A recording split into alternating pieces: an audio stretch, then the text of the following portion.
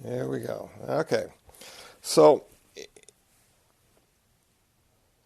somebody asked a question last week about what is the purpose of all this stuff. We sit, we watch our breath, we read the sutras, we go to Dharma talks, and what's it all about?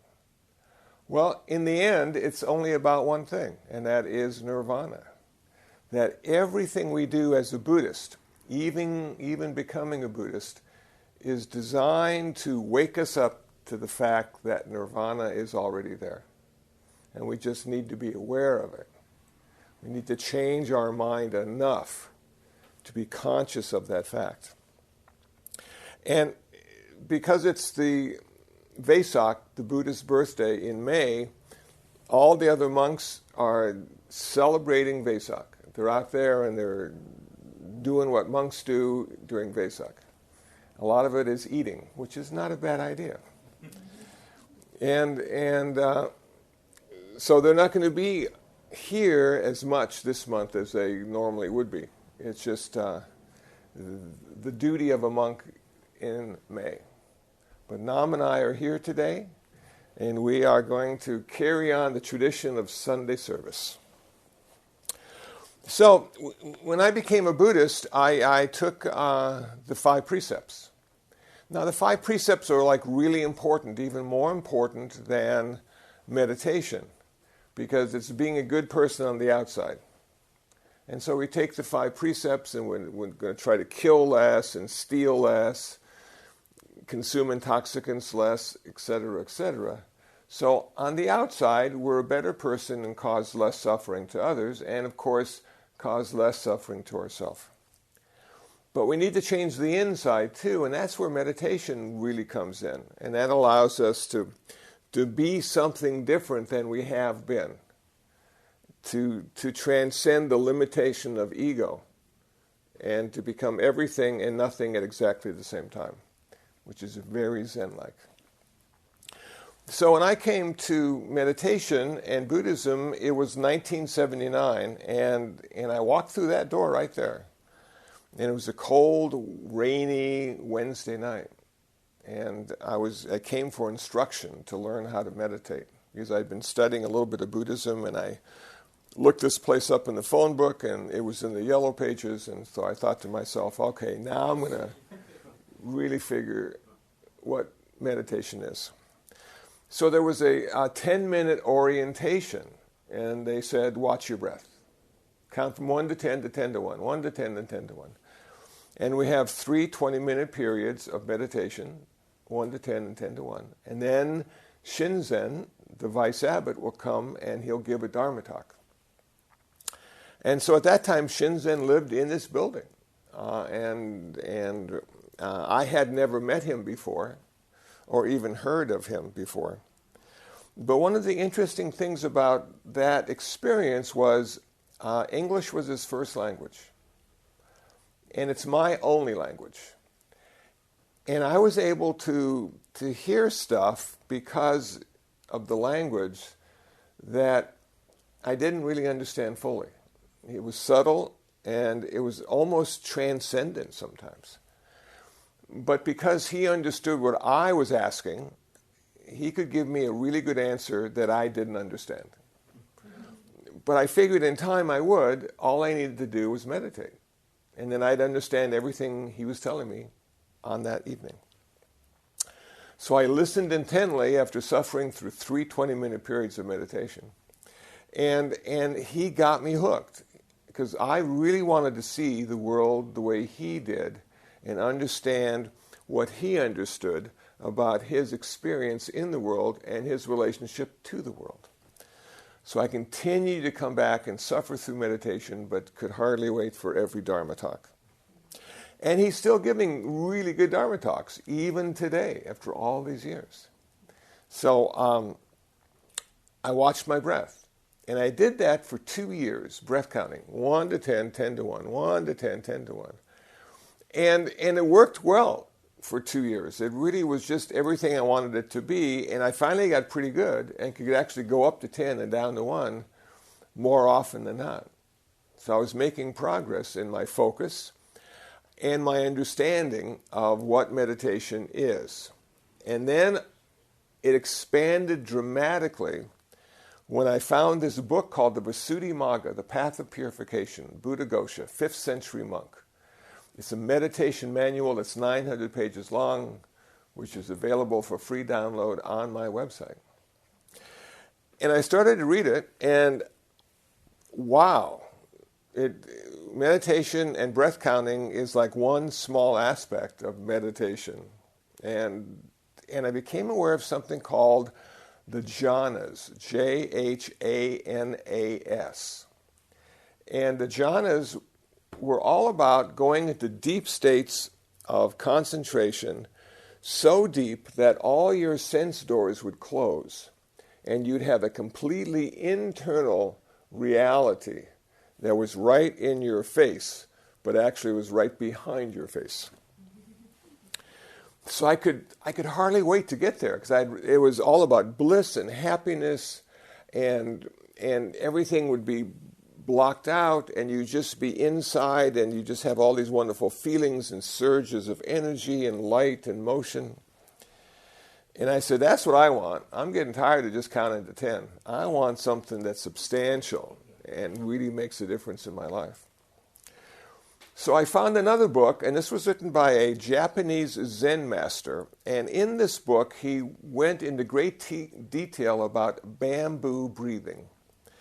Now, I had never heard about bamboo breathing before, and apparently it's something that he made up, the word anyway, bamboo breathing. And it's dealing with the diaphragm and sort of modulation of the breath and creating energy by tensing the diaphragm against the abdominal muscles, and something special happens. Okay, now I couldn't relate to it in the way he was speaking about it, but I could relate to it in the way I played blues harmonica. Because when you play harmonica, you oftentimes use your diaphragm in breathing. And any wind instrument, you can often use your diaphragm in breathing. So I applied my harmonica breathing technique to my meditation. And then I learned something about fire breathing. And fire breathing is this quick undulation of the abdominal cavity. And you have these like little panting things going on. And I'm going, wow, so there's a lot of different ways to affect the way your brain works, and to keep you centered and to keep you super focused. So I went into my bamboo breathing technique, and I counted my breath, and then I let the breath counting go, and it was just a sensation of breath. And then from the sensation of breath, I sort of went into an internal journey and the representation of breath. Now, the Visuddhimagga talks about how the breath is represented in our mind, and it uses fireflies, 1,000 points of light. It uses cotton, a variety of forms that could be attributed to cotton. There's lava flows, just like the Kilauea volcano that's happening right now, and there's color in that, and there's all sorts of internal motion and imagery that goes on when you go deep inside your breath. These are all representing your breath, but they're internal and abstract and almost poetic. So there I was, and I'm doing a little panting, and I'm doing a little breathing through my diaphragm, and I'm closing my eyes, and I go from counting, which is a concept, to sensation, which is a feeling, to the representation of breath, which is an internal image or sense, if you will. And I realized when I went inside that the ears stopped hearing, and the eyes stopped seeing, and the nose stopped smelling, and everything just sort of like closed down and didn't allow me to be distracted by the external, oftentimes, sounds or sights or movement. So there I was. And it was probably one of the most satisfying experiences I've ever had. There was all sorts of bliss and happiness and waves of energy going back and forth, and it was just really nice. And I'm thinking, okay, I'm staying here forever. That I could hardly wait to get back to the Zendo, because this was like free. You know, all I needed to do was sit quietly and breathe a certain way, and I was in La La Land. Okay, there I was. And I started to understand that all that stuff is available to everybody all the time if we start looking inside rather than outside. But most of us, when we have a question or are confused or feel frightened, we look on the outside for the answer and not on the inside. And so this Buddhist meditation stuff was showing me that the real answer, the true answer, is always on the inside. The relative everyday answer is on the outside, and it surely is temporary, if even that.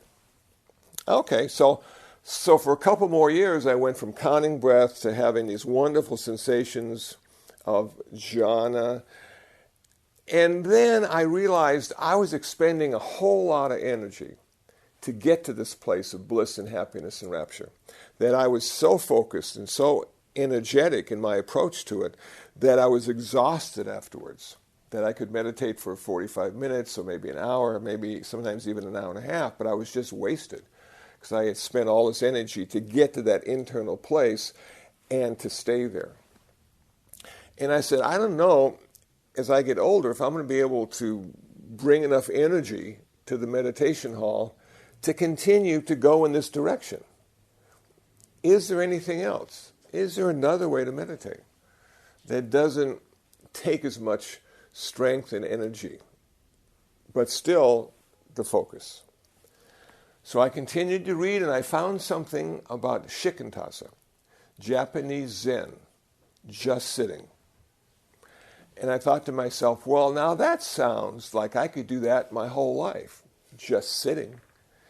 And literally, it's just sitting and not having any technique at all, but simply an awareness.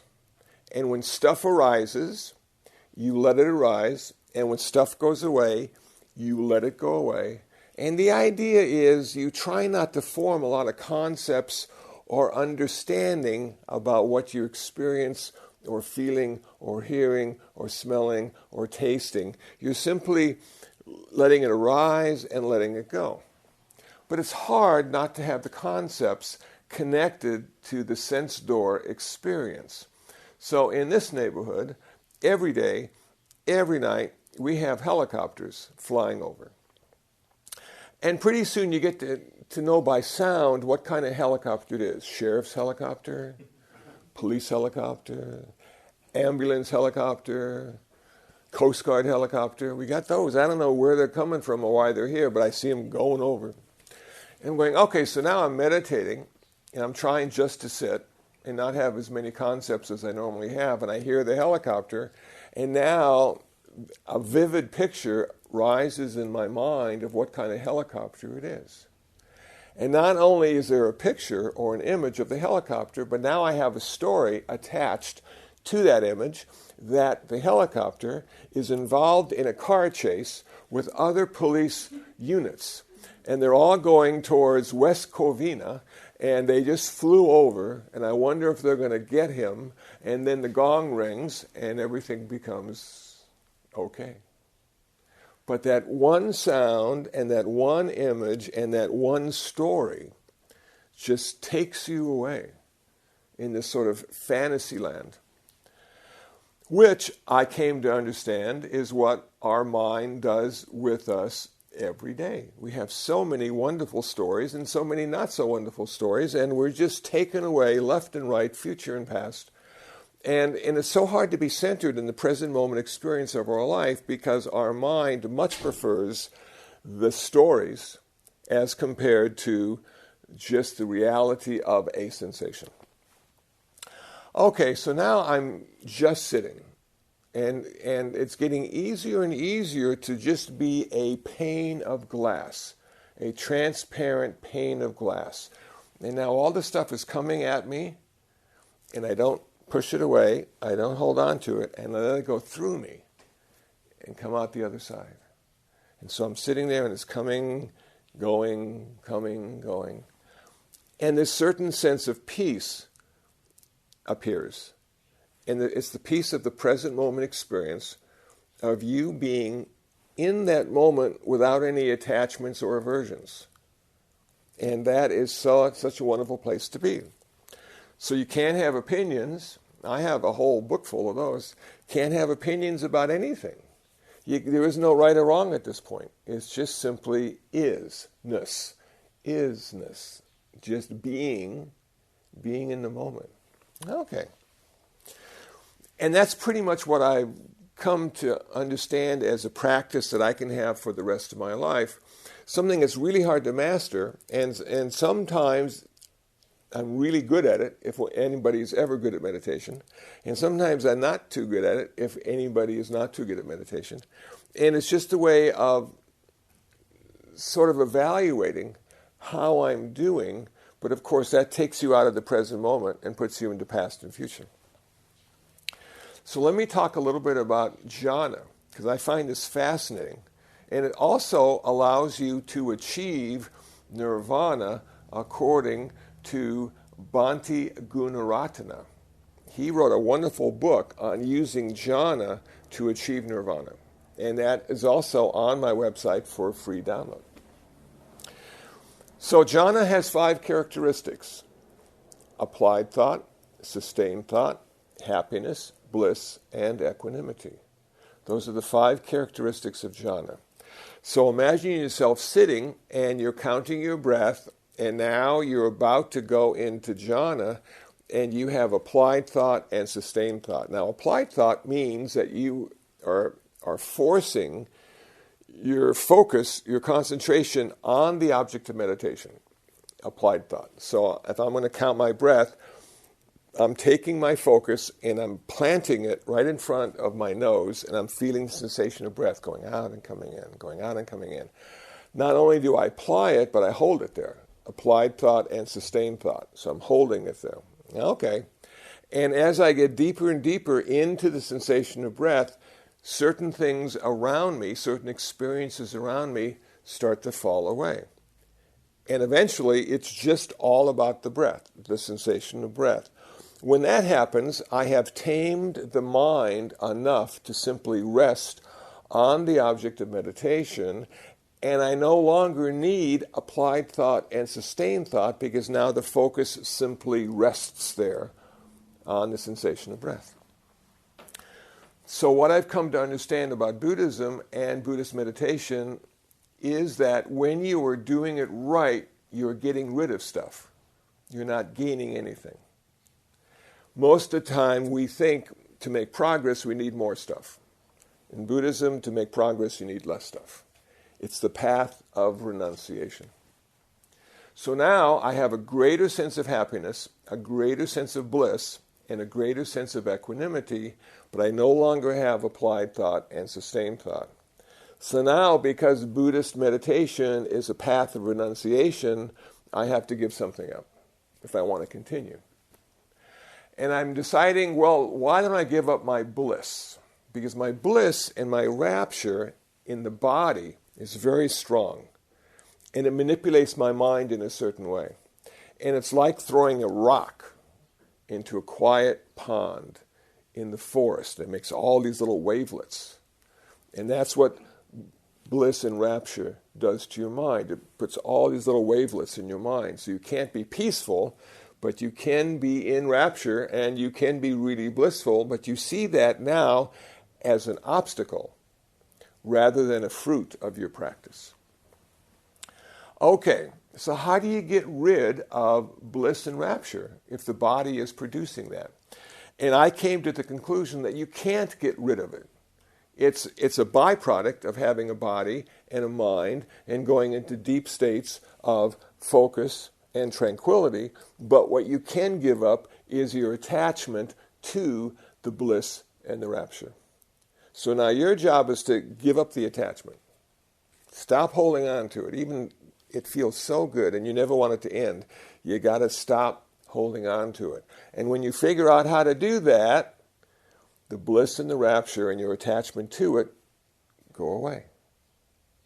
And now you're left with only 2 factors: happiness and equanimity. Now bliss is like throwing a rock into a quiet forest pond. Happiness is like throwing a pebble into a quiet forest pond. So you still have these little teeny wavelets. You see, it still disturbs the mind, the peacefulness of the mind. And now you have to figure out how to give up your attachment to happiness. You've become a person of renunciation. You become a mendicant. You're simply resting in the present moment with as few attachments as possible and with as few aversions as possible. Now, it might sound rather one-sided when I say give up your happiness, your attachment to it, and give up your attachment to bliss and rapture. But if you can do that, you're also giving up the other side. So the other side of bliss and rapture is pain. The other side of happiness is unhappiness. So you're giving those up as well and coming to the place in the middle with no happiness and no unhappiness, with no pain and with no pleasure. The middle path. Wow, okay, so we're making progress now. And finally, the attachment to happiness is released, and now you have one characteristic left: equanimity, perfect balance of mind, always in the middle, no opinions, no attachments, no aversions, the ultimate peace that the Buddha talked about. And you got there not because of nirvana, but because of your meditation practice and the 5 jhanas, which means if there was a beginning, there is an end. So it goes away. Every time somebody rings the gong and your meditation is over, that goes away too. And you're right back in the thick of things. Attachment, aversion, happiness, unhappiness, pain and pleasure. Oh my gosh, let's go back to the Zendo. I want to do some more meditation. I don't like this. But you start to see what the end game is of Buddhism by using this as your meditation practice. And it's a little different than Vipassana for sure. But the Buddha did both. If you read what the Buddha did, he did both samatha and vipassana, tranquility and insight. And he was taught how to do tranquility meditation by the yogis of India. And he rediscovered vipassana meditation, which the other Buddhas had found and used to achieve their nirvana, and then took that with them when they died. And he rediscovered that. So he was able to go into deep states of jhana to anesthetize any pain or unhappiness that he might have had. And then he was able to go into vipassana meditation. And the 4 characteristics of vipassana meditation are mindfulness of the body, mindfulness of the mind, mindfulness of mental objects, mindfulness of sensations. He was able to use those 4 characteristics of vipassana meditation and the 3 aspects of Buddhist wisdom, impermanence, suffering, and not self, to find his full liberation and freedom from suffering. But what I think is fascinating, if you continue to read the story of the Buddha even after his nirvana, he continued to practice meditation until the day he died.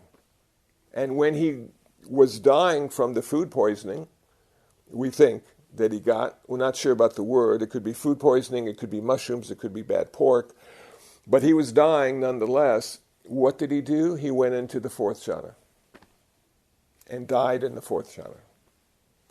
So if you can figure out or find the idea of jhanic practice as being useful, you can use it to find the middle in any circumstance you find yourself in. It's a way of going to the same place the Buddha did when he died.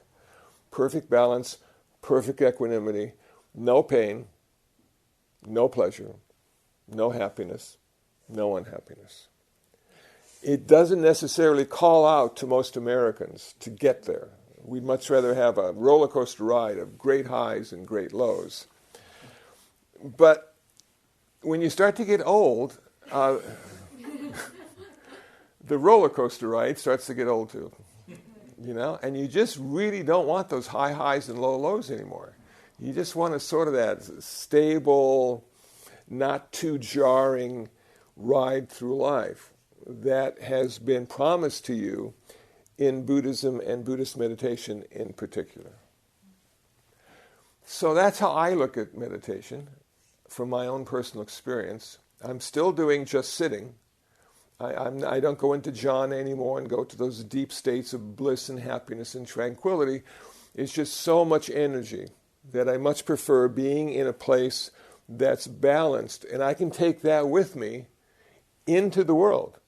I can go into those places of pure awareness into the world and be unaffected. So I've given up trying to change the world. I'm still working on changing myself.